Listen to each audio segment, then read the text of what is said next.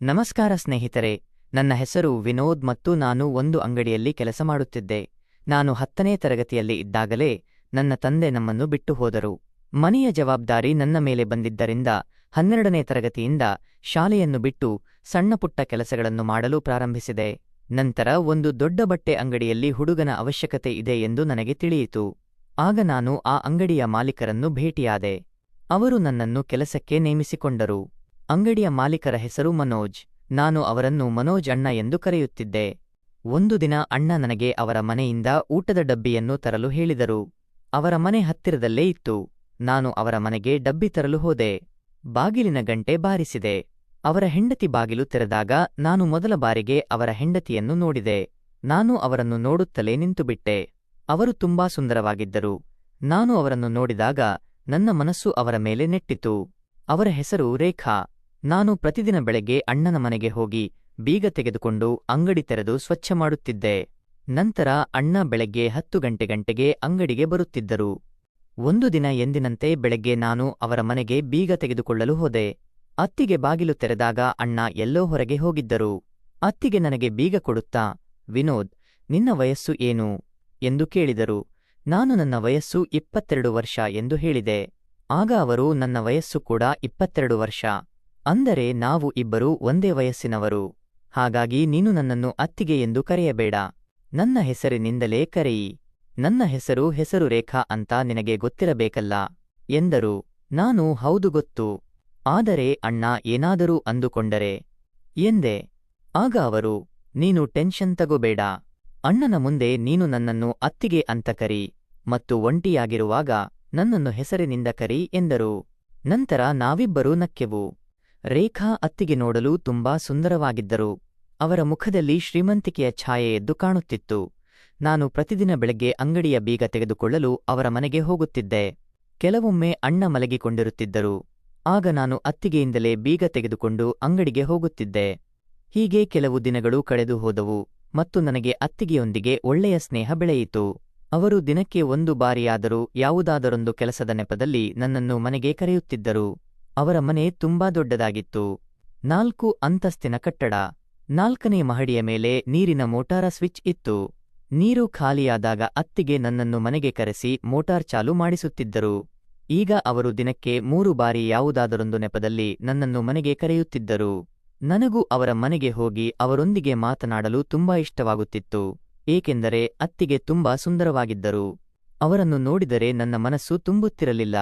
ಅವರು ದಿನೇ ದಿನೇ ನನಗೆ ತುಂಬಾ ಇಷ್ಟವಾಗುತ್ತಿದ್ದರು. ಕೆಲವೊಮ್ಮೆ ಅವರನ್ನು ಬಿಟ್ಟು ದೂರ ಹೋಗಬಾರದು, ಅವರ ಬಳಿಯೇ ಇರಬೇಕು ಎನಿಸುತ್ತಿತ್ತು. ಕೆಲವೊಮ್ಮೆ ಅತ್ತಿಗೆ ನನ್ನನ್ನು ಅಡುಗೆ ಮನೆಗೂ ಕರೆಯುತ್ತಿದ್ದರು ಮತ್ತು ತಮಾಷೆ ಮಾಡುತ್ತಾ, ಈ ತಟ್ಟೆ ಕೊಡು, ಆ ಪಾತ್ರೆ ಕೊಡು ಎಂದು ಹೇಳಿ ಬೇಕೆಂತಲೇ ನನ್ನೊಂದಿಗೆ ಸಮಯ ಕಳೆಯಲು ಪ್ರಯತ್ನಿಸುತ್ತಿದ್ದರು. ಮೊದಮೊದಲು ನಾನು ಸ್ವಲ್ಪ ಹೆದರುತ್ತಿದ್ದೆ. ಆದರೆ ಈಗ ಅತ್ತಿಗೆಗೆ ಯಾವುದೇ ತೊಂದರೆ ಇಲ್ಲ ಎಂದು ನೋಡಿದ ಮೇಲೆ ನನ್ನ ಭಯವೂ ಹೋಯಿತು. ಒಂದು ದಿನ ಮಧ್ಯಾಹ್ನ ಅತ್ತಿಗೆ ಅಣ್ಣನಿಗೆ ಫೋನ್ ಮಾಡಿ ಐಸ್ ಕ್ರೀಂ ತರಲು ಹೇಳಿದರು. ಅಣ್ಣ ನನ್ನ ಕೈಗೆ ಹಣ ಕೊಟ್ಟು ಅತ್ತಿಗೆಗೆ ಐಸ್ ಕ್ರೀಂ ತೆಗೆದುಕೊಂಡು ಹೋಗಲು ಹೇಳಿದರು. ನಾನು ತುಂಬಾ ಖುಷಿಯಿಂದ ಐಸ್ ಕ್ರೀಂ ತೆಗೆದುಕೊಂಡು ಅವರ ಮನೆಗೆ ಹೋದೆ. ಆ ದಿನ ಅತ್ತಿಗೆ ನನ್ನನ್ನು, ನಿನಗೆ ಬೇಸರವಾಗದಿದ್ದರೆ ನಾನು ನಿನ್ನನ್ನು ಏನಾದರೂ ಕೇಳಬಹುದೇ ಎಂದು ಕೇಳಿದರು. ನಾನು ಹೌದು ಅತ್ತಿಗೆ, ಕೇಳಿ ಎಂದೆ. ಆಗ ಅವರು, ನಿನಗೆ ಗರ್ಲ್ ಫ್ರೆಂಡ್ ಯಾರೂ ಇಲ್ಲವೇ ಎಂದು ಕೇಳಿದರು. ನಾನು ನಾಚಿಕೊಳ್ಳುತ್ತಾ ತಲೆ ತಗ್ಗಿಸಿ, ಇಲ್ಲ ಅತ್ತಿಗೆ, ನನಗೆ ಯಾರೂ ಗರ್ಲ್ ಫ್ರೆಂಡ್ ಇಲ್ಲ ಎಂದೆ. ಅತ್ತಿಗೆ, ಏಕೆ? ನೀನು ನೋಡಲು ಇಷ್ಟು ಹ್ಯಾಂಡ್ಸಮ್ ಆಗಿದ್ದೀಯಾ, ತುಂಬಾ ಚೆನ್ನಾಗಿದ್ದೀಯಾ, ಆದರೂ ನಿನಗೆ ಗರ್ಲ್ ಫ್ರೆಂಡ್ ಹೇಗೆ ಇಲ್ಲ ಎಂದರು. ನಾನು ಸ್ವಲ್ಪ ಬೇಸರದಿಂದ, ಅತ್ತಿಗೆ, ನಾನು ತುಂಬಾ ಬಡವರ ಜೊತೆ ಯಾರು ಸ್ನೇಹ ಮಾಡ್ತಾರೆ ಎಂದೆ. ಆಗ ಅತ್ತಿಗೆ, ಹಾಗೇನಿಲ್ಲ, ಪ್ರೀತಿ ದುಡ್ಡನ್ನು ನೋಡಿ ಮಾಡುವುದಲ್ಲ ಎಂದರು. ನಂತರ ನಾನು ಅತ್ತಿಗೆಗೆ, ಆದರೆ ಅತ್ತಿಗೆ, ಎಲ್ಲಾ ಹುಡುಗಿಯರ ಅಭಿಪ್ರಾಯ ನಿಮ್ಮ ಹಾಗೆ ಇರುವುದಿಲ್ಲ.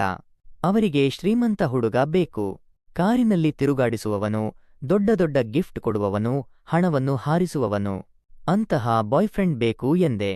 ಆಗ ಅತ್ತಿಗೆ, ಹಾಗಾದರೆ ನಿನಗೆ ಯಾರೊಂದಿಗೆ ಸ್ನೇಹ ಮಾಡಬೇಕು ಎಂದು ಕೇಳಿದರು.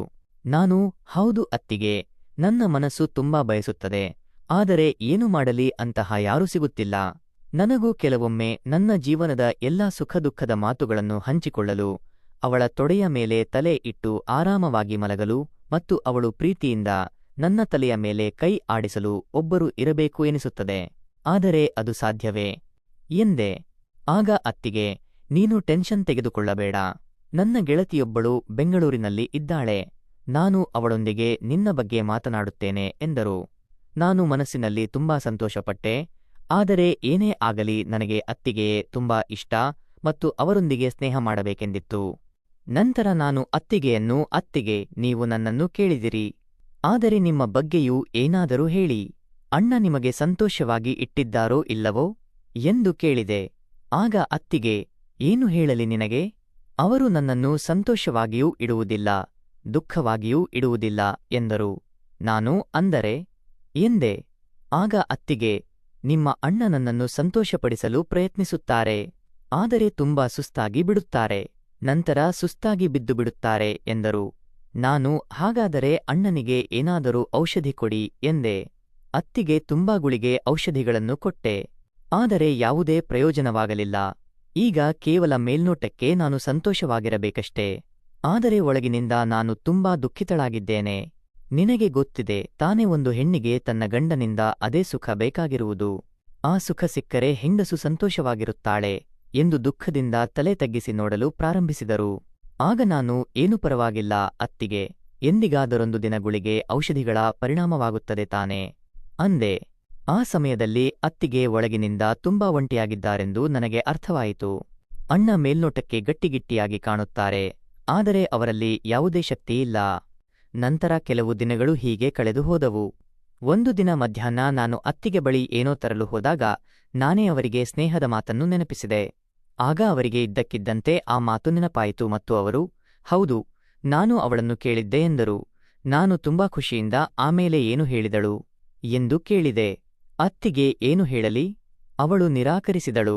ಅವಳಿಗೆ ಮೊದಲೇ ಬಾಯ್ಫ್ರೆಂಡ್ ಇದ್ದಾನಂತೆ ಎಂದು ಹೇಳಿದರು. ಇದನ್ನು ಕೇಳಿ ನನ್ನ ಮನಸ್ಸು ತುಂಬಾ ದುಃಖವಾಯಿತು. ಇದನ್ನು ನೋಡಿ ಅತ್ತಿಗೆ, ಏನು ಪರವಾಗಿಲ್ಲ, ನೀನು ನಿನ್ನ ಮನಸ್ಸನ್ನು ಹಾಳು ಮಾಡಿಕೊಳ್ಳಬೇಡ. ನಾನು ನಿನ್ನ ಸ್ನೇಹವನ್ನು ಯಾರೊಂದಿಗಾದರೂ ಖಂಡಿತ ಮಾಡಿಸುತ್ತೇನೆ. ನಿನ್ನ ಅತ್ತಿಗೆಯನ್ನು ನಂಬು ಎಂದರು. ಅಣ್ಣ ಪ್ರತಿ ಶುಕ್ರವಾರ ತಮ್ಮ ಊರಿಗೆ ಹೋಗುತ್ತಿದ್ದರು. ಅಲ್ಲಿ ಅವರಿಗೆ ತುಂಬಾ ದೊಡ್ಡ ಜಮೀನು ಇತ್ತು. ಅದನ್ನು ನೋಡಿಕೊಳ್ಳಲು ಅವರು ಹೋಗಬೇಕಾಗಿತ್ತು. ಆದ್ದರಿಂದ ಪ್ರತಿ ಶುಕ್ರವಾರ ಅಂಗಡಿ ಮುಚ್ಚಿರುತ್ತಿತ್ತು. ಈ ಕಾರಣದಿಂದಾಗಿ ನಾನು ಕೆಲವೊಮ್ಮೆ ಅತ್ತಿಗೆಯ ಮನೆಗೆ ಅವರ ಕೆಲಸಗಳನ್ನು ಮಾಡಲು ಹೋಗುತ್ತಿದ್ದೆ. ಇದನ್ನು ನೋಡಿ ಅಣ್ಣ ಮತ್ತು ಅತ್ತಿಗೆ ಇಬ್ಬರಿಗೂ ಒಳ್ಳೆಯದನಿಸುತ್ತಿತ್ತು ಮತ್ತು ನಾನು ಅವರಿಗೆ ಇಷ್ಟವಾಗಲು ಪ್ರಾರಂಭಿಸಿದೆ. ನನಗೆ ಥಿಯೇಟರ್ಗೆ ಹೋಗಿ ಹೊಸ ಹೊಸ ಸಿನಿಮಾಗಳನ್ನು ನೋಡಲು ತುಂಬಾ ಇಷ್ಟವಿತ್ತು. ನಾನು ಯಾವಾಗಲೂ ಅತ್ತಿಗೆಯ ಬಳಿ ಸಿನಿಮಾ ನೋಡಲು ಹಣ ಕೇಳಿದಾಗ ಅವರು ತಕ್ಷಣವೇ ನನಗೆ ಹಣ ಕೊಡುತ್ತಿದ್ದರು. ಈ ಎಲ್ಲಾ ಮಾತುಗಳಿಂದ ಅತ್ತಿಗೆ ಕೂಡ ನನ್ನನ್ನು ಇಷ್ಟಪಡುತ್ತಾರೆಂದು ನನಗೆ ಅರ್ಥವಾಯಿತು. ಆದರೆ ನನಗೆ ಇದೆಲ್ಲವನ್ನು ಹೇಳುವ ಧೈರ್ಯವಾಗುತ್ತಿರಲಿಲ್ಲ. ಆದರೆ ಒಂದು ದಿನ ಸಂಜೆ ಅವರ ಮನೆಯ ನೀರು ಖಾಲಿಯಾಯಿತು. ಆಗ ಅತ್ತಿಗೆ ನನಗೆ ಫೋನ್ ಮಾಡಿ ಮೇಲೆ ಹೋಗಿ ಮೋಟಾರ್ ಚಾಲು ಮಾಡಲು ಹೇಳಿದರು. ನಾನು 4ನೇ ಮಹಡಿಗೆ ಹೋಗಿ ಮೋಟಾರ್ ಚಾಲು ಮಾಡಿ ವಾಪಸ್ ಬರಲು ಪ್ರಾರಂಭಿಸಿದೆ. ಆಗ ಇದ್ದಕ್ಕಿದ್ದಂತೆ ನನಗೆ ಒಂದು ಯೋಚನೆ ಬಂತು. ಇಂದು ಅಣ್ಣ ಊರಿಗೆ ಹೋಗಿದ್ದಾರೆ ಮತ್ತು ಅತ್ತಿಗೆ ಮನೆಯಲ್ಲಿ ಒಬ್ಬರೇ ಇದ್ದಾರೆ. ಹಾಗಂತ ಅವರು ಪ್ರತಿದಿನ ಮನೆಯಲ್ಲಿ ಒಬ್ಬಂಟಿಯಾಗಿಯೇ ಇರುತ್ತಾರೆ. ಆದರೆ ಇಂದು ಮಾಲೀಕರಿಲ್ಲ. ಹಾಗಾಗಿ ಇಂದು ನನಗೆ ಒಳ್ಳೆಯ ಅವಕಾಶ ಸಿಕ್ಕಿದೆ. ನಾನು ಇಂದು ನನ್ನ ಅತ್ತಿಗೆಗೆ ನನ್ನ ಮನಸ್ಸಿನ ಮಾತು ಹೇಳಬೇಕೆಂದು ಅಂದುಕೊಂಡಿದ್ದೆ. ಆದರೆ ಹೇಗೆ ಹೇಳಬೇಕೆಂದು ನನಗೆ ಅರ್ಥವಾಗುತ್ತಿರಲಿಲ್ಲ. ಮೊದಲು ಅವರ ಮನಸ್ಸಿನಲ್ಲಿ ನನಗಾಗಿ ಏನಾದರೂ ಇದೆಯಾ ಎಂದು ತಿಳಿಯಬೇಕಿತ್ತು. ಸ್ವಲ್ಪ ಯೋಚಿಸಿದ ನಂತರ ನನ್ನ ತಲೆಯಲ್ಲಿ ಒಂದು ಐಡಿಯಾ ಬಂತು. ಆ ಸಮಯದಲ್ಲಿ ಮಾರುಕಟ್ಟೆಯಲ್ಲಿ ಸಿಡಿ ಪ್ಲೇಯರ್, ಡಿವಿಡಿ ಕ್ಯಾಸೆಟ್ಗಳು ಇದ್ದವು. ಅವುಗಳನ್ನು ಶ್ರೀಮಂತರು ಮಾತ್ರ ಖರೀದಿಸಲು ಸಾಧ್ಯವಿತ್ತು. ಅತ್ತಿಗೆಯ ಬಳಿಯೂ ಒಂದು ಸಿಡಿ ಪ್ಲೇಯರ್ ಇತ್ತು. ಆಗ ನಾನು ಅತ್ತಿಗೆಗೆ, ಅತ್ತಿಗೆ, ನನಗೆ ಇಂದು ಒಂದು ಸಿನಿಮಾ ನೋಡುವ ಆಸೆ ಇದೆ ಎಂದೆ. ಅತ್ತಿಗೆ, ಸರಿ, ಇಲ್ಲಿ ತುಂಬಾ ಸಿನಿಮಾಗಳ ಸಿಡಿಗಳಿವೆ. ಯಾವ ಸಿಡಿ ಹಾಕಬೇಕು ನೀನೇ ಹಾಕು ಎಂದರು. ನಾನು ಆ ಸಿಡಿಗಳನ್ನು ನೋಡಿದೆ. ಅವು ಹಳೆಯ ಸಿನಿಮಾಗಳ ಸಿಡಿಗಳಾಗಿದ್ದವು. ನಾನು ಅತ್ತಿಗೆ, ನನಗೆ ಈ ಸಿನಿಮಾಗಳನ್ನು ನೋಡಲು ಇಷ್ಟವಿಲ್ಲ ಎಂದೆ. ಅತ್ತಿಗೆ, ನಿನಗೆ ಯಾವ ಸಿನಿಮಾ ನೋಡಬೇಕು ಎಂದು ಕೇಳಿದರು. ನಾನು ನನಗೆ ಆ ಹೀರೋ ಹೀರೋಯಿನ್ ಇರುವ ಸಿನಿಮಾ ನೋಡಬೇಕು ಎಂದೆ. ಅತ್ತಿಗೆ, ಅದು ಅಂದರೆ ಯಾವುದು ಎಂದರು. ನಾನು, ಅತ್ತಿಗೆ, ಈಗ ನಾನು ಹೇಗೆ ಹೇಳಲಿ, ನೀವೇ ಅರ್ಥ ಮಾಡಿಕೊಳ್ಳಿ ಎಂದೆ. ಆಗ ಅತ್ತಿಗೆ, ನೆಪ ಹೇಳಬೇಡ, ಏನನ್ನು ಹೇಳಬೇಕು ಸ್ಪಷ್ಟವಾಗಿ ಹೇಳು, ನನಗೆ ಏನೂ ಅರ್ಥವಾಗುತ್ತಿಲ್ಲ ಎಂದರು. ನಾನು ಹೆದರಿ, ಅತ್ತಿಗೆ, ಮೊದಲು ನೀವು ನನಗೆ ಒಂದು ಮಾತು ಕೊಡಿ, ನಾನು ನಿಮ್ಮೊಂದಿಗೆ ಏನು ಹೇಳಿದರೂ ಅದಕ್ಕೆ ನೀವು ಬೇಸರ ಮಾಡಿಕೊಳ್ಳುವುದಿಲ್ಲ ಎಂದೆ.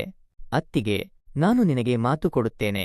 ನಾನು ಇಲ್ಲಿಯವರೆಗೆ ನಿನ್ನ ಯಾವ ಮಾತಿಗೆ ಬೇಸರ ಮಾಡಿಕೊಂಡಿದ್ದೇನೆ ಹೇಳು ಈಗ ಬೇಸರ ಮಾಡಿಕೊಳ್ಳುತ್ತೇನೆ ಎಂದರು. ಆಗ ನಾನು ಸನ್ನೆಗಳ ಮೂಲಕ ಅತ್ತಿಗೆಗೆ ಅರ್ಥ ಮಾಡಿಸಿದೆ. ಆಗ ಅವರಿಗೂ ಅರ್ಥವಾಯಿತು. ಅವರು ಸ್ವಲ್ಪ ಹೊತ್ತು ಸುಮ್ಮನಿದ್ದರು. ನಾನು ಅತ್ತಿಗೆ, ನನಗೆ ಆ ರೀತಿಯ ವಿಡಿಯೋಗಳನ್ನು ನೋಡಬೇಕು ಎಂದೆ. ಆಗ ಅತ್ತಿಗೆ, ಅದರಲ್ಲಿ ಏನಿದೆ? ಮುಂದಿನ ಶುಕ್ರವಾರ ನಿನ್ನ ಅಣ್ಣ ಊರಿಗೆ ಹೋದಾಗ ನೀನು ಮನೆಗೆ ಬಾ, ನಾನು ನನ್ನ ಗೆಳತಿಯಿಂದ ತರಿಸಿಕೊಳ್ಳುತ್ತೇನೆ ಎಂದರು. ನಾನು ಸರಿ, ಆದರೆ ನನಗೆ ಒಂದು ಷರತ್ತು ಇದೆ ಎಂದೆ. ಅತ್ತಿಗೆ, ಅದು ಯಾವ ಷರತ್ತು ಎಂದು ಕೇಳಿದರು. ನಾನು, ಅತ್ತಿಗೆ, ನೀವು ನನ್ನೊಂದಿಗೆ ಕುಳಿತು ಸಿನಿಮಾ ನೋಡಬೇಕು, ನನಗೆ ಒಬ್ಬಂಟಿಯಾಗಿ ನೋಡಲು ಇಷ್ಟವಿಲ್ಲ ಎಂದೆ.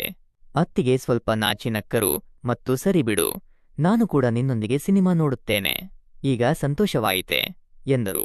ನಾನು, ಹೌದು ಅತ್ತಿಗೆ, ಈಗ ನಾನು ಸಂತೋಷವಾಗದಿದ್ದರೆ ಯಾವಾಗ ಸಂತೋಷವಾಗುವುದು ಎಂದೆ. ನಾನು ಅತ್ತಿಗೆಯ ಬಗ್ಗೆ ಏನು ಯೋಚಿಸುತ್ತಿದ್ದೇನೋ ಅತ್ತಿಗೆಯು ನನ್ನ ಬಗ್ಗೆ ಅದನ್ನೇ ಯೋಚಿಸುತ್ತಿದ್ದಾರೆ ಎಂದು ನನಗೆ ಅರ್ಥವಾಯಿತು. ಮುಂದಿನ ಶುಕ್ರವಾರ ಬೆಳಿಗ್ಗೆ 8 ಗಂಟೆಗೆ ನಾನು ಅವರ ಮನೆಗೆ ಹೋದೆ. ಅಣ್ಣ ಊರಿಗೆ ಹೋಗಿದ್ದರು ಮತ್ತು ಅತ್ತಿಗೆ ಮನೆಯಲ್ಲಿ ಒಬ್ಬರೇ ಇದ್ದರು.